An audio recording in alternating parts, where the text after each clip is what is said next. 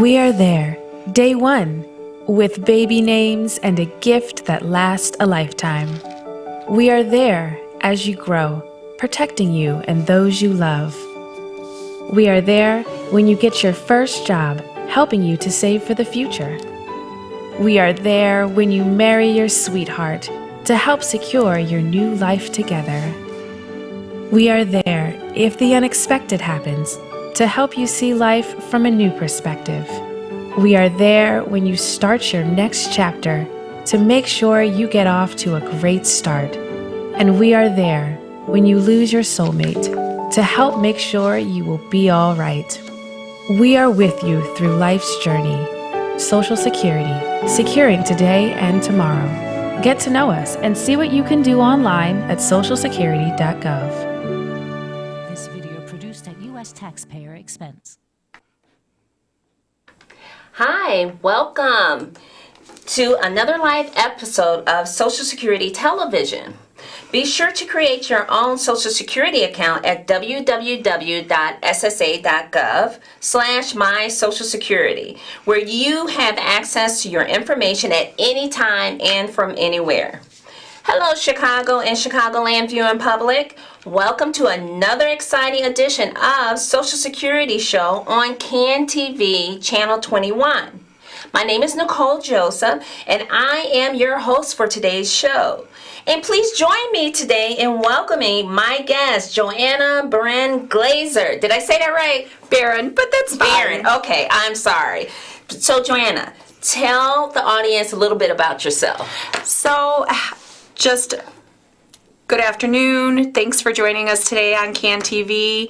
My name's Joanna Barron Glazer. As Nicole mentioned, I am a Social Security claims specialist at the Chicago Lawndale Social Security office. I've been there for over 11 years, and I take your claims for retirement benefits, disability benefits, survivor's benefits. And you know what? She's been a little modest.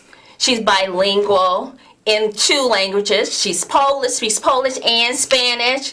She is awesome. She does a lot of outreach for the organization. So I do, definitely. If anyone can answer anything in any language, it would be her. Well, thank you very You're much, absolutely Nicole. welcome. So, Joanna, thank you for the introduction. I would like to remind our viewing audience that the phone lines are open. So please dial 312-738-1060, and we will do our best to answer your calls on Social Security. So one of the things, you know what I want to do real quick? I am going to show you our information for Social Security, just in case anyone has any questions and you want to reach out to us online. You can reach us at www.ssa.gov. I should say we have great information at www.ssa.gov. Get a My Social Security account. Or if you need to have an appointment or have questions, you can call us at 1-800-772-1213. All right, you have that information? So today, Joanna, I want to talk about some of the myths about Social Security, and there's so much misinformation out there, and I think we should clear that up. That sounds like a great idea. So what's one of the first myths that we want to talk about? All right, let's see here. First myth.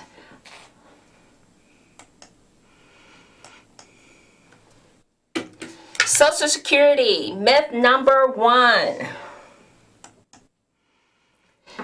Okay. Myth number 1 would be, I do not have to plan for my retirement. Social Security will take care of me.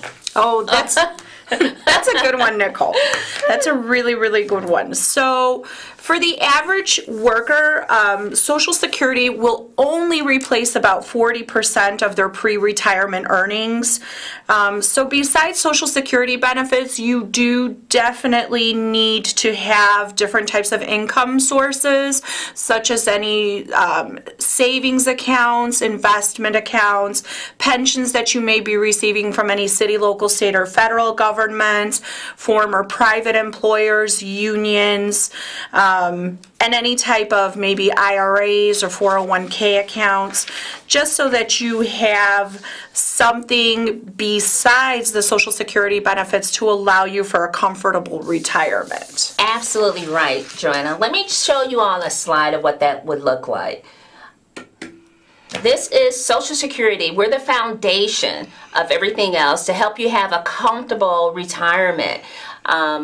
So again, remember that Social Security was never meant to be the only source of income for people when they retire. Now, most financial advisors say that you will need about 70% of pre-retirement income. Pre-retirement income. So, to live comfortably in retirement, including your Social Security benefits, investments, and personal savings. Now, you can learn more about retirement benefits at www.socialsecurity.gov/benefits/retirement. Let me repeat that again, because I know that's a little long. www.socialsecurity.gov/benefits/retirement. Our resources and publications are easy to share with people you think might need the information. So, Nicole, Social Security sounds like it's a sound base to build upon. What's myth number 2 that we want to talk about with our claimants today? Myth number 2. Let's see here. That is, my Social Security payment is based on my last 5 years of work, or is it my high 3s? A lot of people think that, and really they're getting that confused with their company. So we are looking at the highest 35 years during a worker's lifetime of earnings, regardless of when it's earned. So using this formula means that a worker who qualifies for a retirement benefit with just 10 years of work would have a lower benefit payment than someone who worked longer. And this is what it looks like. Your wages are adjusted for changes in wage level over time. Find the monthly average of your 35 highest years earnings, and the result is an average index monthly earning. And so that's because we're looking at your highest 35 years of averaged earnings. So in this example, there'd be 25 years with 0 earnings, and any fewer years are used in disability and survivor benefit computations also. So myth number 3. Myth number 3. Let's see here. Social Security is only a retirement program. Currently, that's definitely not true. More than 1 in every 6 people in America is receiving Social Security benefits. And the majority of our beneficiaries are people who are retired, meaning they stopped working for their full-time employers. But Social Security is more than just a retirement benefit. It's a type of family protection plan. About 1/3 of all the beneficiaries that Social Security has are persons who are disabled, persons who are dependents of disabled people, or those who are receiving survivors benefits such as widows benefits, widowers benefits, disabled widowers benefits. Exactly. So I just want to pull up this slide again just so everyone can see. So did you know, as of December 2018, 3.1 million dependents of retired workers were receiving $2.3 billion in Social Security benefits each month. At the same time, 1.6 million dependents of disabled workers were receiving $616 million in monthly Social Security benefits.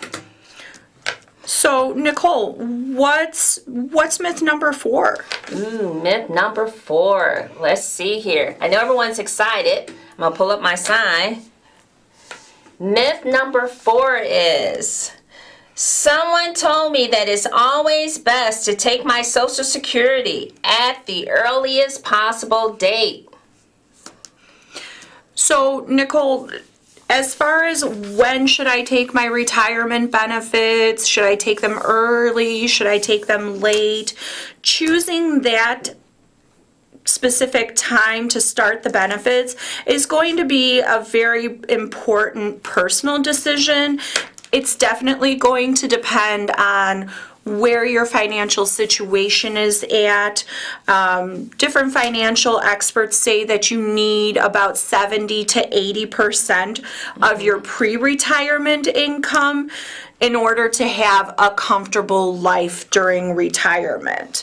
So you definitely want to choose your retirement age based upon your personal circumstances, so that obviously you have enough income to do what you need to do when you need to do it, so that you're not in a position where you're struggling and you're worried from month to month. Will I have enough in order to live life? Yes. So I always use an example. My dad started getting benefits at 70 because his family lived to a very long age. He had some family members who lived up to around 100 years old. But on my mother's side, she started receiving benefits at a much earlier age, around 62, because her family's life expectancy only was around into the late 70s, early 80s. So those are also things that you're going to take into consideration. Life expectancy, things such as, are you still working? Yes. Do Exactly. you have a part-time job? Are you maybe working still full-time? If you are, how much money are you making? Are you making more than the allowable Social Security limits?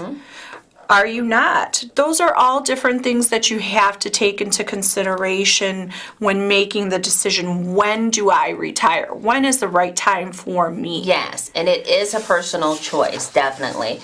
And a lot of times, even the choice may include you may have children.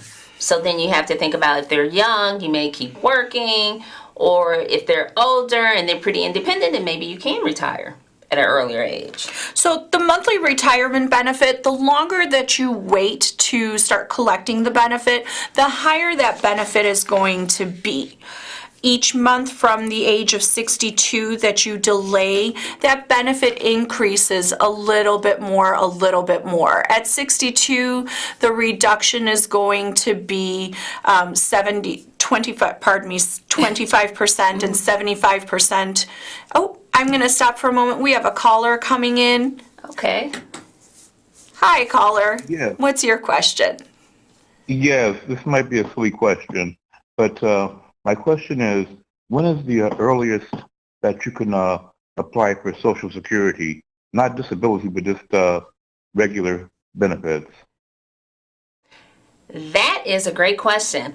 So the earliest you can apply for Social Security benefits will be at age 62. Age 62, definitely. Okay.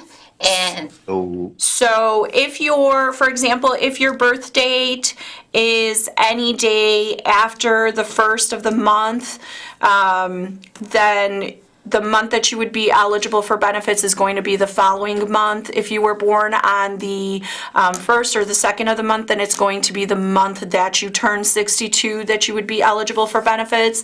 And we pay benefits 1 month late, and they're paid on either the second, third, or fourth Wednesday of each month, depending upon when you were born in the month. yes. Does that answer your question?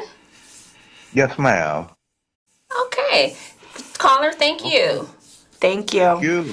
So going back to what we were mentioning, so at 62, the benefit is going to be reduced 25%. So you would be receiving 75% of the benefit amount you would be receiving had you waited until you were full retirement age, which is usually going to be at 66. If the year of birth is between 43 and 54, it's going to be 66, and then it incrementally goes up each year that you were born later. So 55 is going to be 66 in 2 months, 1956 will be 66 in 4 months, and so on and so forth. If you were born in 1960 or later, then your full retirement age is going to be age 70. Now, the benefits continue to increase up until the age of 70 at a rate of 8% per year. So potentially somebody who's age 66 and wishes to wait until age 70 is going to receive, if they wait until age 70, is going to receive 132% of their benefit. Yes, that is awesome. And let's see here. Let me show you what that will look like. So I'm going to show you a chart here. And what is the best age to start receiving Social Security retirement benefits? And Joanna, as you see, if your full retirement age is 66 and you're getting $1,000, if you start collecting your benefits at age 62, which is the earliest you can begin collecting benefits, you'll get about $750 a month. Okay, your benefits are going to be reduced anytime you collect benefits before your full retirement age. But if you wait until age 70, as this chart shows, it increases about 8% a year. It stops at age 70, so that will take the benefit amount up to $1,320 a month. So I would definitely, if anybody out there is contemplating waiting until age 70, I would definitely not wait past the age of 70, because as Nicole mentioned, those benefits stop accumulating any delayed retirement credits at 70. So past the age of 70, if you don't choose to file for your benefits, we could technically say you're losing money. Yes, exactly. Because you're not taking advantage of the benefits that are available to you. We are able to, if you're over full retirement age, we are able to pay some retroactive benefits up to 6 months up to your full retirement age. But if you're younger than full retirement age, we start benefits based upon the earliest moment we could start benefits would be based upon the month that you contact us. Absolutely correct. So we're going to take into another thing that I wanted to mention was, what are the limits that you can make in 2019 for retirement benefits? If you're under full retirement age, you can make up to $17,640 a year. If you were to earn over that limit, for every $2 that you may earn over that limit, we would keep $1 of your Social Security benefits. And then if you're somebody who's turning full retirement age in this year, for the months prior to your full retirement age, you would have an earnings limit of $46,920. And then the month that you turn full retirement age, you're able to work and earn as much as you'd like with no limit.